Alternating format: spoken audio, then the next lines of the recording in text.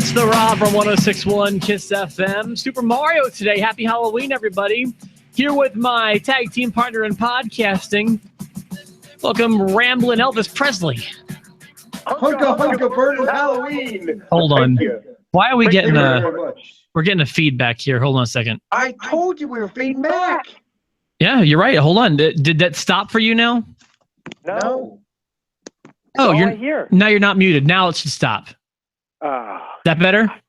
Yes. All right. Sorry about that. That was my fault. It's been so busy here. I haven't even had a chance to copy my thoughts from last night's show over to a Word document. So I'm going to be reading from my phone like a chump. I'm sorry about that. I couldn't find my Lucha Libre mask this morning, so now I'm Elvis, but I'm Velvet Elvis and Hunka burning Elvis. I like the costume. It looks good because you can just hold it up in front of you, but I'll miss seeing your face, I think. I'm getting rid of it. I'm sick of holding it already.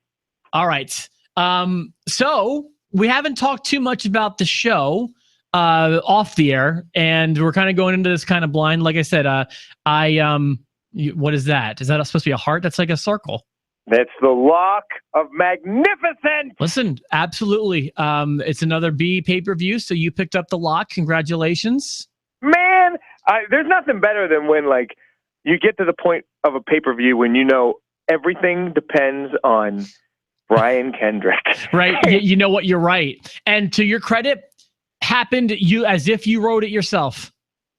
Yeah, I feel like that's exactly what they needed to do to make that, to keep that going. We said earlier in the podcast when the CWC was making the transition over to Raw that they needed to have it be more than just cruiserweights. It needed to be stories. It needed to be driven by personalities, and they really needed to integrate them into the rest of the roster. And now they're finally doing it. They're giving them their own storylines, and you've got your jerk, you've got your, it's perfect. It'll be a matter of time till they stop doing the purple ropes, I think. Yeah, and that doesn't even bother me, to be honest with you. The purple ropes are what they are. They had a good match last night. It went exactly the way you called it, and it was frustrating for me because we had two match disagreements, and then we decided to make a bet out of what the last match would be. Yes, which you also won, and I was just thinking that like it was frustrating for me because that's kind of breaking the rules for us. I admit defeat, but like, had it come down to just matches, we would have been tied.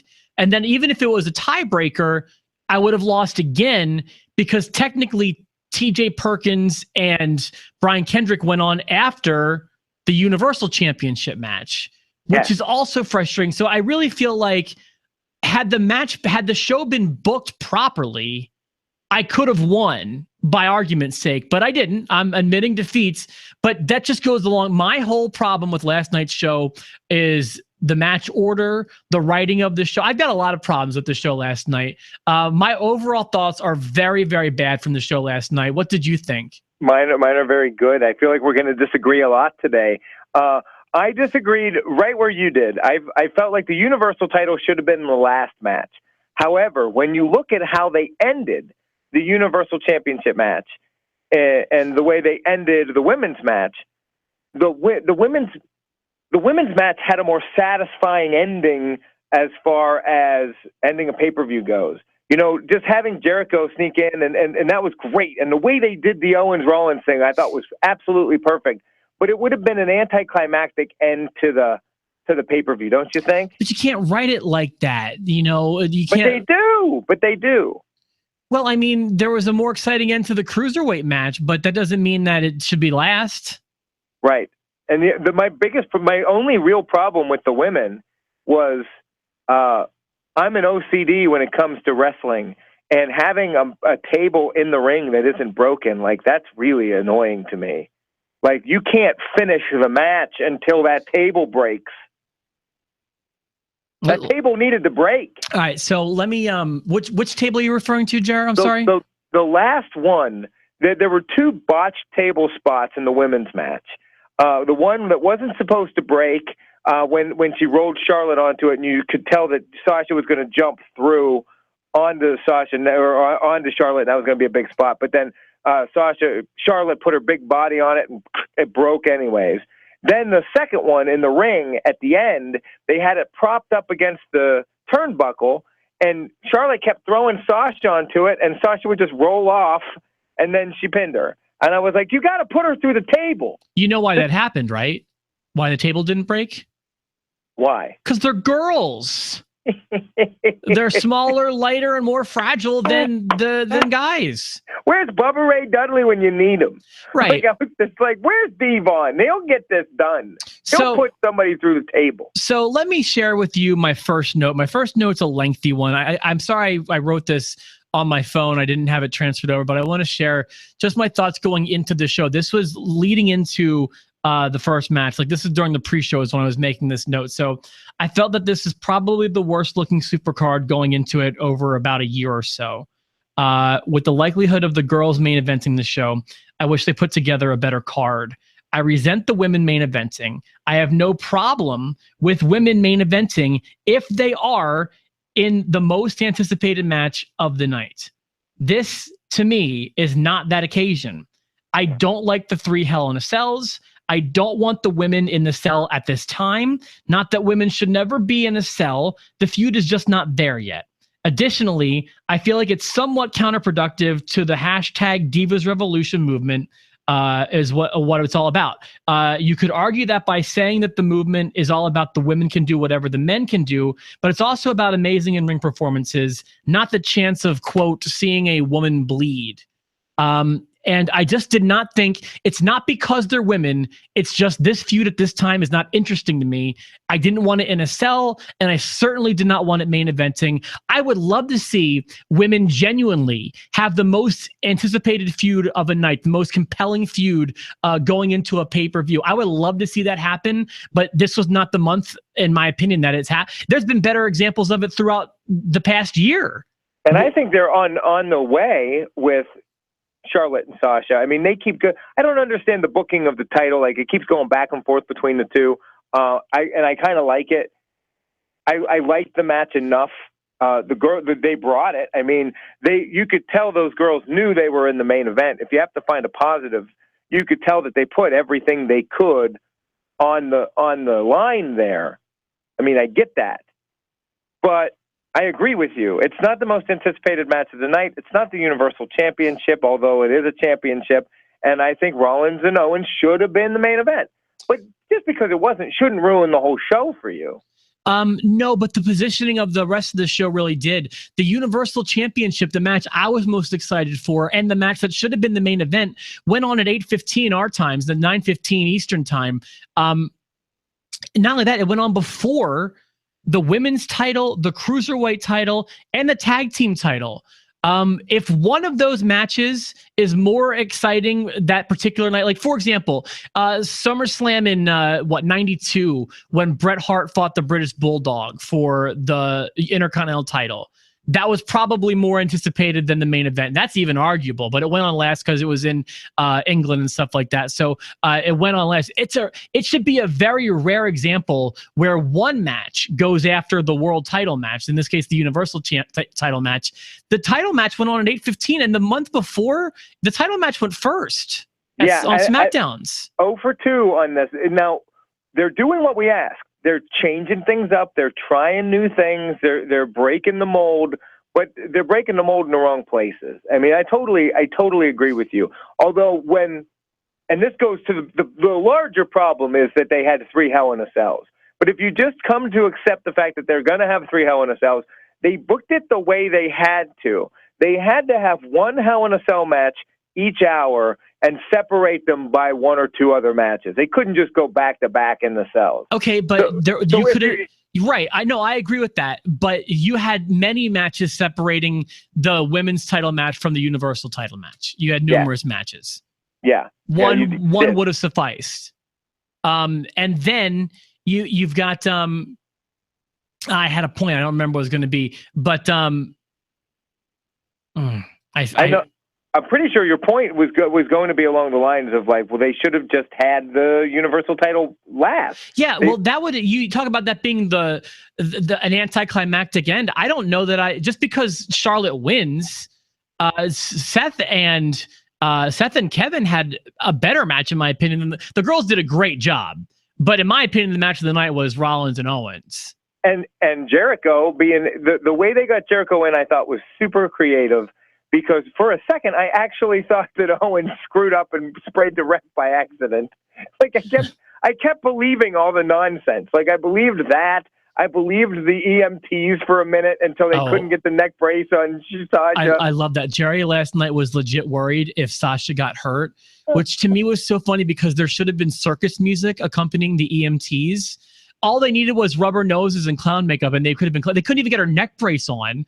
They couldn't get her on the gurney. They couldn't move the gurney because they had it wrapped up in the cables for the broadcast. And Jerry's over here like, is Sasha going to be okay? And I'm like, Valeri, is that you? Listen, I was suspending disbelief all night long. They have EMTs in the building. Why can't they send out real EMTs to do that job? Why do they have to take guys from like the independent circuit in Boston? I think one of them was actually James Ellsworth. So I thought I saw the Brooklyn Brawler in there. I'm certain of it. So I don't want to come down on the girls because they did a great job last night. They did. But I just did not like the way the show was written. I don't know. That was my big hurdle last night. And then when you really think about it, so I really think that a big part of a pay-per-view, remember, this isn't just a Raw, this is a pay-per-view, is the next day, there needs to be something you tell your friends, something you talk about. And there was no storyline really moved forward. I hate when a pay-per-view happens like that. Right. Well, yeah, because you still have Rollins is still going to have a beef tonight. There's no change there. No change. It was a great match, but no change. The Cesaro Sheamus, the way that ended, maybe that moves forward, but who cares? There's a new women's champion. That's it. The Roman Reigns Rusev thing has come to an end, and I thought that came to a fitting end. And as rough as I've been on Roman Reigns, I won't say it was the best match tonight because it wasn't. It wasn't even the best cell match, but it was brutal. It was everything you needed from the first Hell in a Cell match of the night and the first match overall. I thought he and Rusev brought. They did They did not have the match of the night, but they did a great job. They should be proud of themselves. They did a fine job, both of them. Yeah, I don't know about you. What was the one moment, like your highlight of the pay-per-view? If you've got to find something good, I want you to find something good in what you had here.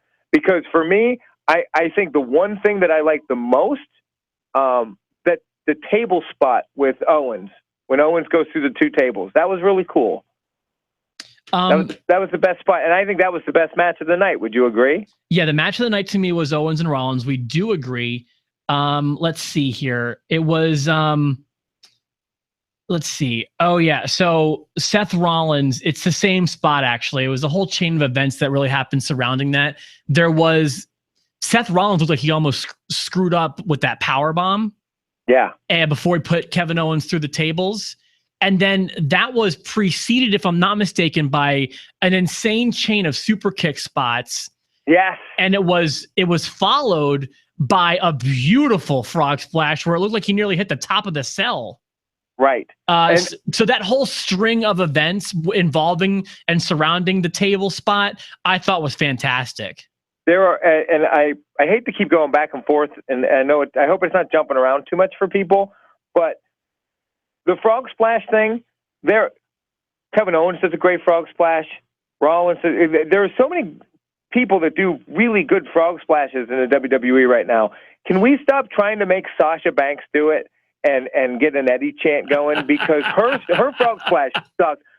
Listen, if you want to honor Eddie Guerrero, you're going to retire the frog splash because you're bad at it. Because you're bad at it. You're not bad at a lot of things. You're good at almost having your neck broken by Charlotte, but you're bad at the frog splash. Right. You're good at surviving what would kill most women. My God. Was there one last night that I missed? Yeah, she did the whole. There was a whole Eddie thing. She did the triple suplex, and then she went up and did the frog splash. She barely got her knees to her stomach. I feel like I could do better than that going off a diving board. No, I caught the frog splash, but where did Charlotte almost hurt Sasha? There were a couple times where she suplexed her into, or she did the monkey flip. Don't say the monkey flip. The monkey flip, she landed perfectly.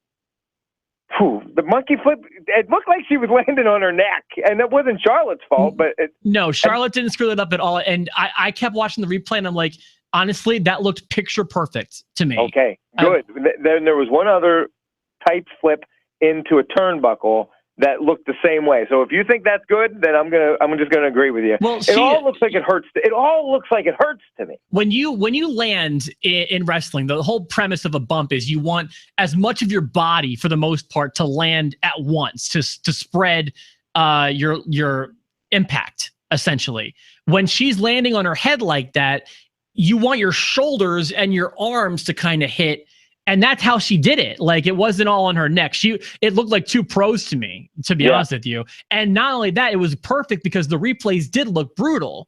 And the angles had it looking like her head was her. But I don't think, I mean, I'm not an expert. I've never been trained. I'm just an observer. But I would think that's exactly how you want that move to land. When you're committed to a monkey flip onto the ground, that's how you want to land, I think.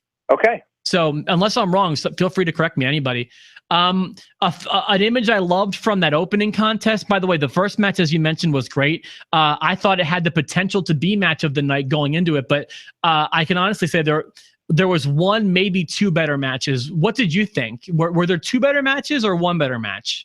Than the Rusev Reigns match? Yes. Because I thought the girls may have been better, but I don't know. It's neck and neck for me. You know what? I liked the girls match more, but I was left dissatisfied because I felt like there were a couple big spots that were botched.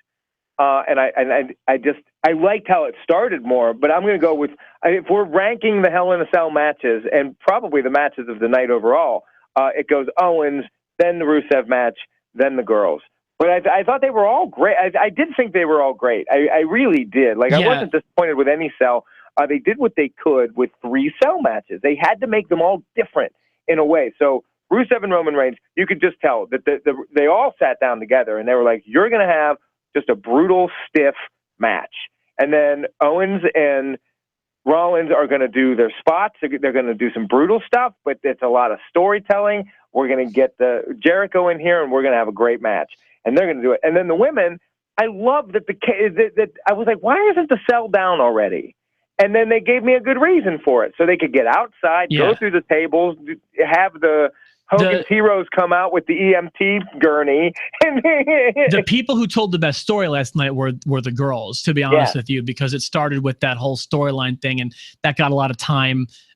Speaking of which, another strike against the show. I don't want the shows to go over 3 hours. I just don't.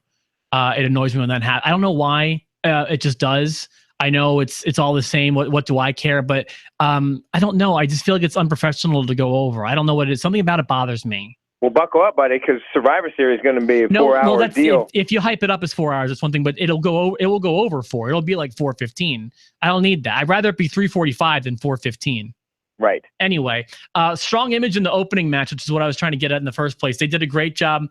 My favorite image, the one that you're going to see over and over and over again in video packages, is going to be that stuff with the steel chain on the stairs and the camel clutch. Yeah, that was awesome. That was really good. I love that image.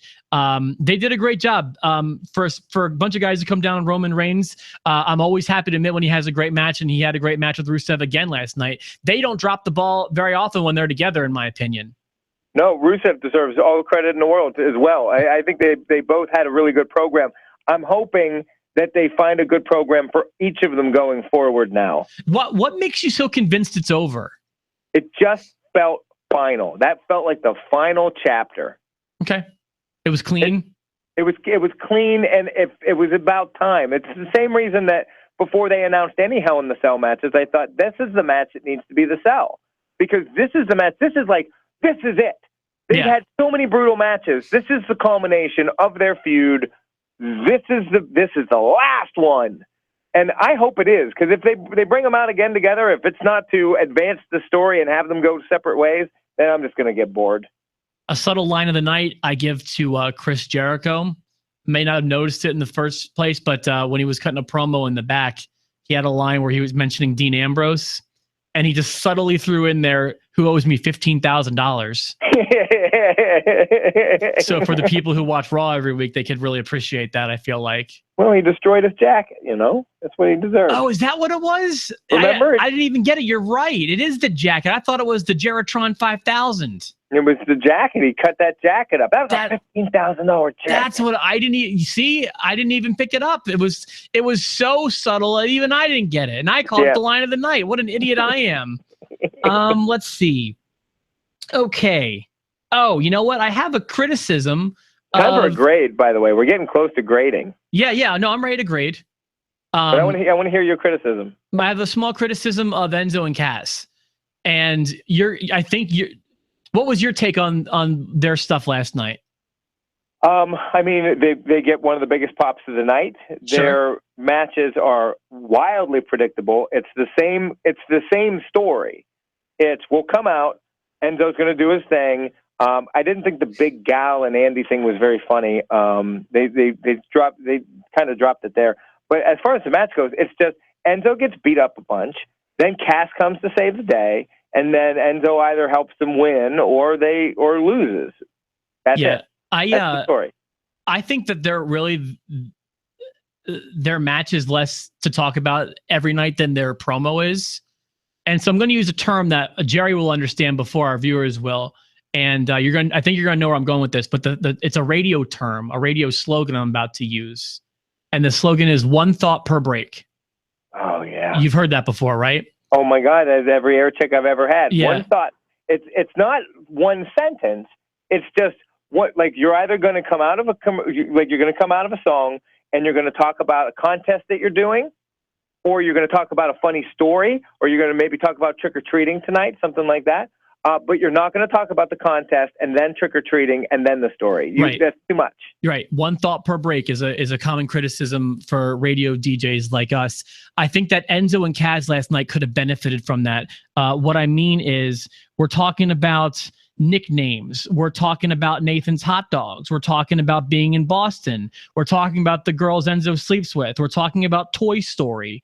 And I think if they would have maybe focused on one of those things and ran with it, it would have been more beneficial than hitting all of those things. Right. I wish someone would talk to them in the back anyways about the rule of three in comedy. It doesn't always have to be the rule of three, but whenever Cass is given the list and they do the how you doings, and he gives you a list. You're absolutely right. He always goes 5 or 6 and then stops being funny. He needs to go 1, 2, your punch, and then out. And Correct. Then that's it. It's always 1, 2, and then the bang. Comedy, you have a bang. Comedy's all about timing, and the third is the common rule. And also, I feel like he goes a little long with his promo last night. I love his work, but last night I thought was their worst promo since they debuted. Wrestlers are not comedians, and they don't really hire comedians in the back. And when they do, they don't last long because they get bullied around. Yeah. So, I think that they need somebody to pull those two aside and be like, okay, we're going to make you are in the world of wrestling hilarious. Now in the world of comedy, let's make you funny. Right. I agree with you. So I thought that was a big mark against them. Hello, Gavin. Yeah. Rob, if you could stop talking about wrestling now, that'd be great. Did you hear about New Japan? I watched some New Japan this weekend. We're going to put the TPS reports on the... And who is that, China? That is 11 from Stranger Things. You guys look great. Looking good. Dude, we want to make an appearance on your video. Oh, thank you for stopping by. Yeah, if I knew Gavin was going to show up, I would have been Dean Ambrose with props for Halloween. Because I know he hates that so much. Well, thanks, guys. I'll be out of here soon. You guys look great. I love it, 11.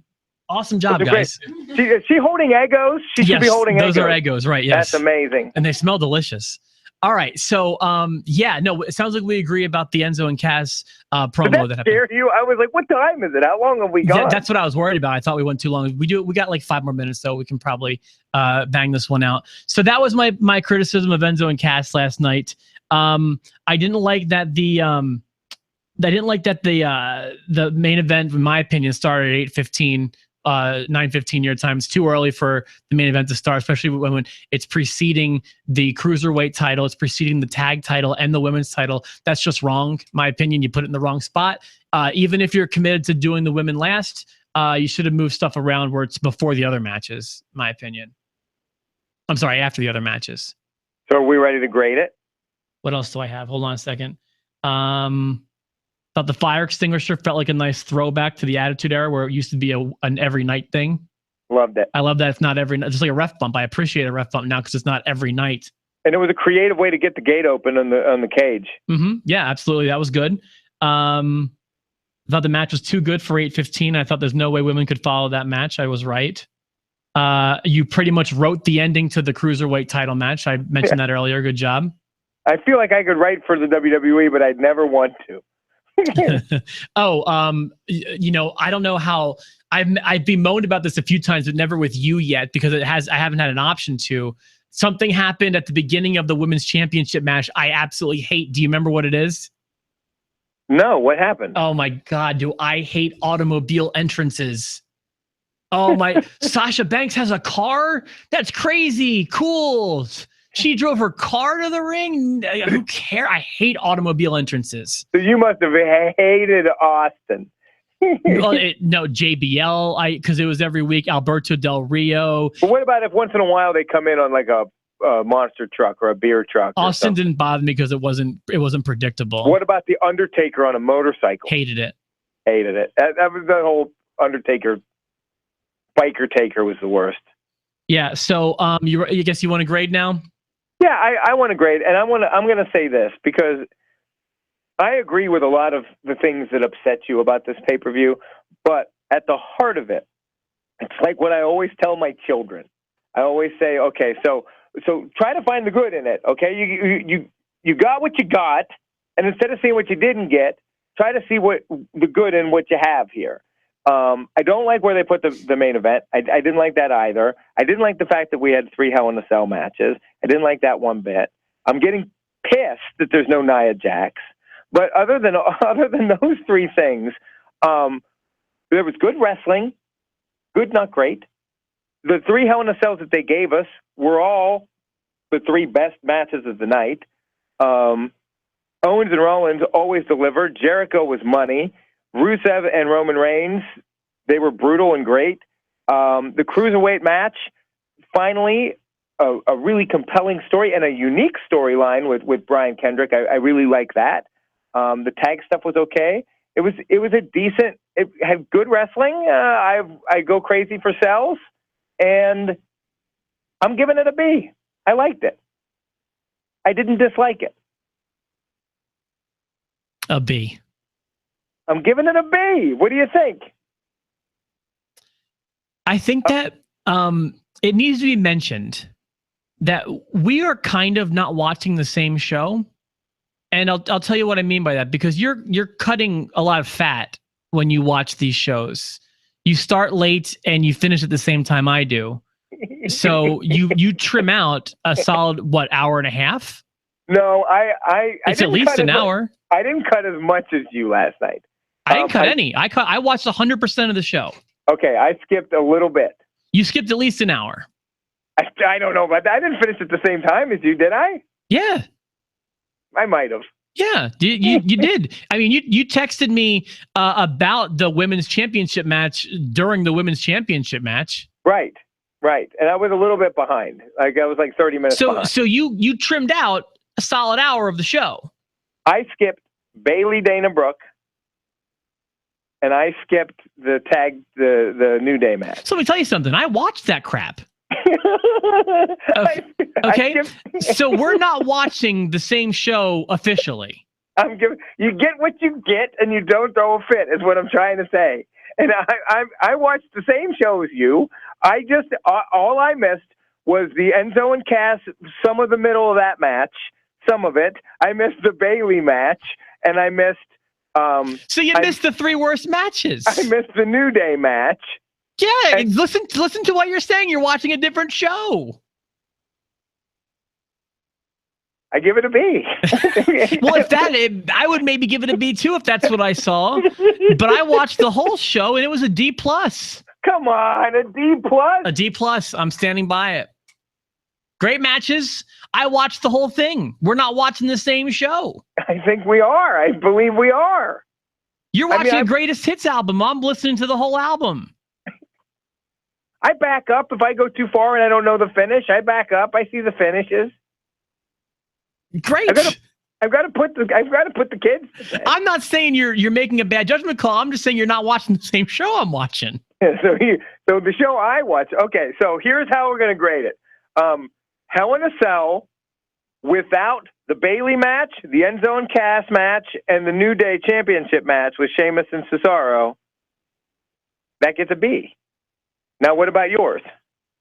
Hell in a Cell, the pay-per-view, gets a D+. There's no way around it.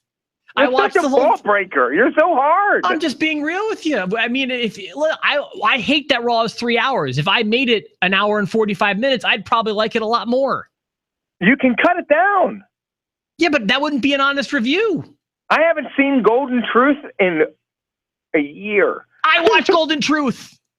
I don't watch Golden Truth. I watch Bo Dallas. I miss all of it. I watch female jobbers. I back it up. I get the names of the jobbers, and then I zoop. All right, listen, we're gonna wrap this up. Gavin needs to take over the studio. Yeah, we disagree. We disagree a good bit. That's fine. A lot of times, last time I wound up changing my grade, I was a little critical. If I'd have cut out the women's cage match, I might have given it an A.